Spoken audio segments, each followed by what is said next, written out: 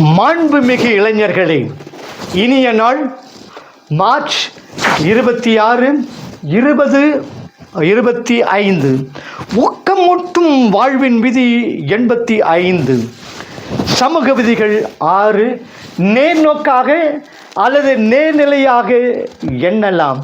பாசிட்டிவாக. நீங்கள் வெற்றி பெற வேண்டுமா?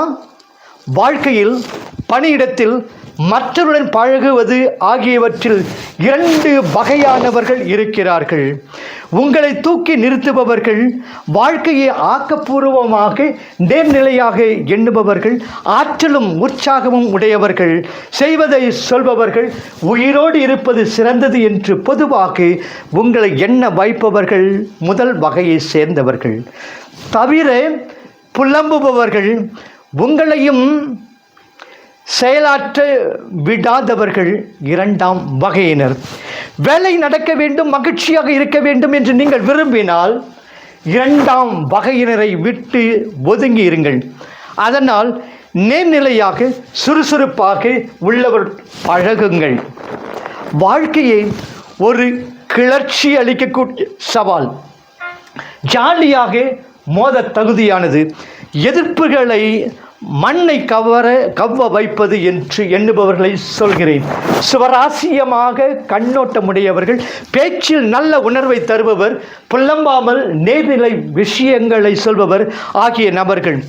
இவர்கள் உங்களை கண்டித்து விமர்சிக்காமல் பாராட்டுவார்கள்.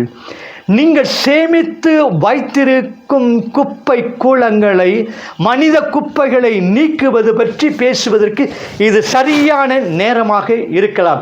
நீங்கள் பழகுகின்ற மனிதர்களை பற்றி பேசலாம். இவர்கள் யார்? உங்களை உண்மையிலேயே அவர்களை பார்ப்பதே உற்சாகமானது என்று எண்ணி வைத்திருக்கிறார்கள். ஒவ்வொரு பிரச்சனையிலும் நீங்கள் மீண்டெழும்படியாக செய்கிறார்கள். உங்களை பார்த்து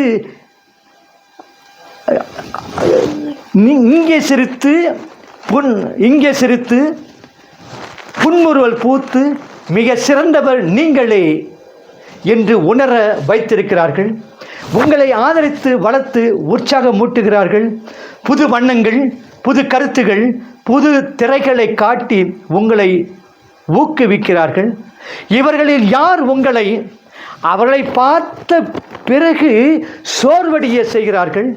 கோபமடைந்து உற்சாகம் இழக்க செய்து கடுமையாக விமர்சிக்க செய்கிறார்கள். உங்கள் எண்ணங்களை நசுக்கி உங்கள் திட்டங்களை குறை சொல்கிறார்கள். உங்களை முக்கியமானவராக எடுத்துக்கொள்ளாதவர்கள், உங்களால் எதையும் சாதிக்க முடியும் என்ற உணர்வை ஊட்டாதவர்கள். முதல் வகையினருடன் பழகுங்கள். 2ஆம் வகையினரின் உறவை விட்டு கொடுங்கள். இந்த மாதிரி நண்பர்களின் உறவை துண்டிப்பது கஷ்டமாக தோன்றலாம். ஆம், அது அப்படித்தான். எனக்கு புலம்பும் நண்பர்கள் வேண்டாம். அவர்களை பற்றி புலம்ப ஆரம்பித்தால் நான் அவர்கள் உறவை வெட்டி விடுவேன். நீங்கள் சோகமாக இருக்க விரும்பினால் ஒழிய உங்களுக்கு உற்சாகம் தராத நண்பருடன் பழகுவதில் அர்த்தமில்லை. நாளை சந்திப்போம். வாழ்க வளமுடன்.